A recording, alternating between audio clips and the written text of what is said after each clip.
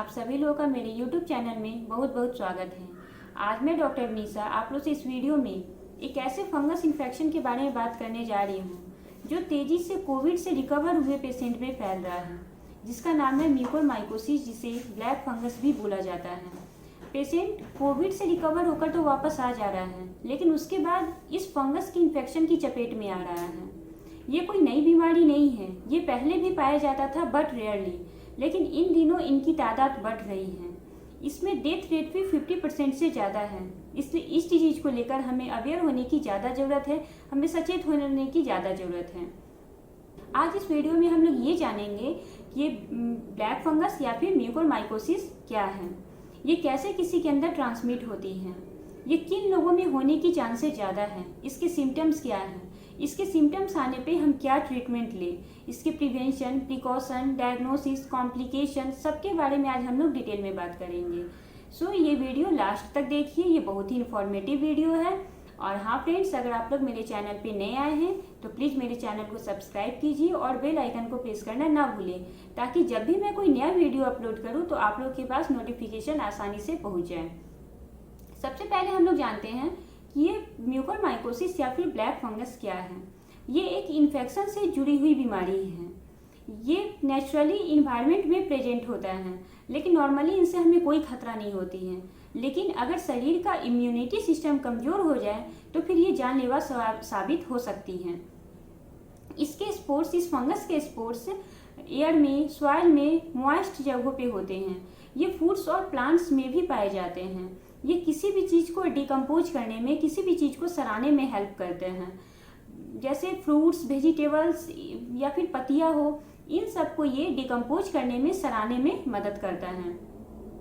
ये फंगस कभी भी ह्यूमन टू ह्यूमन या फिर एनिमल टू ह्यूमन ट्रांसमिट नहीं होता है। अब हम लोग जानेंगे कि ये किन लोगों में होने की चांसेस ज़्यादा हैं।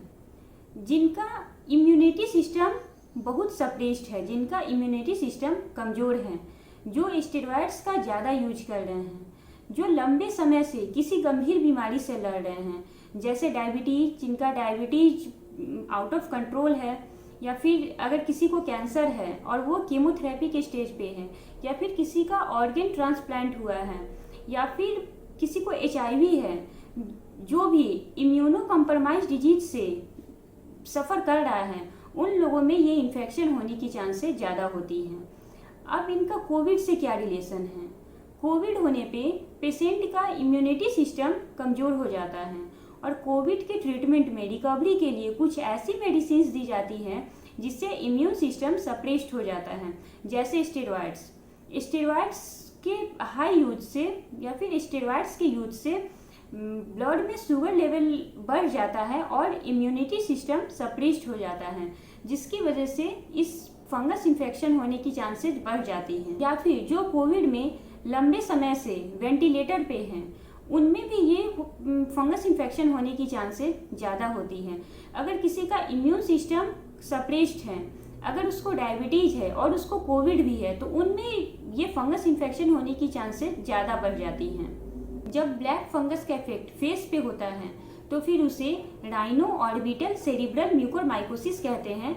इसमें फेस, नोज, साइनस, आइज और ब्रेन इन्वॉल्व होते हैं। और जब ब्लैक फंगस का इफेक्ट हमारे लंग्स पे हो तो फिर उसे पल्मोनरी म्यूकोरमाइकोसिस बोलते हैं। जब इस फंगस का इफेक्ट हमारे फेस पे होता है तो फेस में एक साइड से स्वेलिंग आ सकती है, फेशियल पेन हो सकता है, रेडनेस आ सकती है, फेस का डिसकलरेशन हो सकता है, ब्लैक पैचेज आ सकते हैं। जब ये नाक के थ्रू इंटर होता है तो फिर एक नाक में सीवियर ब्लॉकेज हो सकता है या फिर दोनों नाक में ब्लॉकेज हो सकता है, नेजल पेन हो सकता है, सीवियर साइनस पेन हो सकता है।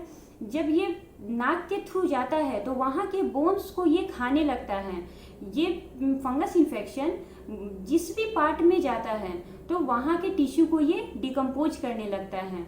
नाक में पपड़ी जमा होने लगता है, नाक से सिक्रीशन हो सकता है ब्लड का, या फिर डार्क कलर का सिक्रीशन भी हो सकता है।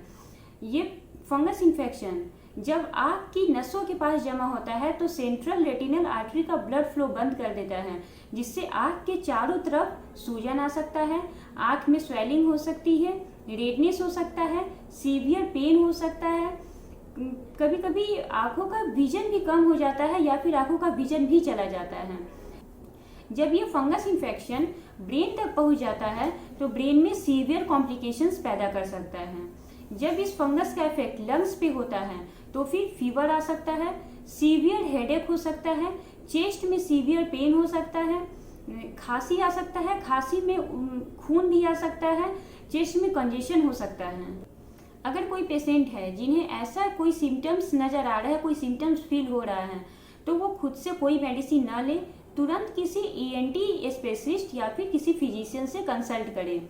इसमें खुद से कोई मेडिसिन ना ले, ये बहुत ही सीवियर कंडीशन है, इसमें खुद से कोई एक्सपेरिमेंट ना करें, किसी ईएनटी स्पेशलिस्ट या फिर फिजिशियन से कंसल्ट करें। आपके डॉक्टर डायग्नोस करेंगे, कुछ टेस्ट करेंगे जैसे एमआरआई, सीटी स्कैन या फिर बायोप्सी टेस्ट करेंगे, जिससे ये पता चलेगा कि ये फंगस इन्फेक्शन ही है या फिर कोई और इन्फेक्शन है। अगर ये फंगस इन्फेक्शन है तो ये इन्फेक्शन किस लेवल तक है आपके डॉक्टर डायग्नोस करेंगे, फिर आपका ट्रीटमेंट शुरू करेंगे। इसमें खुद से कोई मेडिसिन ना ले, ये आपकी परेशानी बढ़ा सकती है, ये बहुत ही सीवियर कंडीशन है।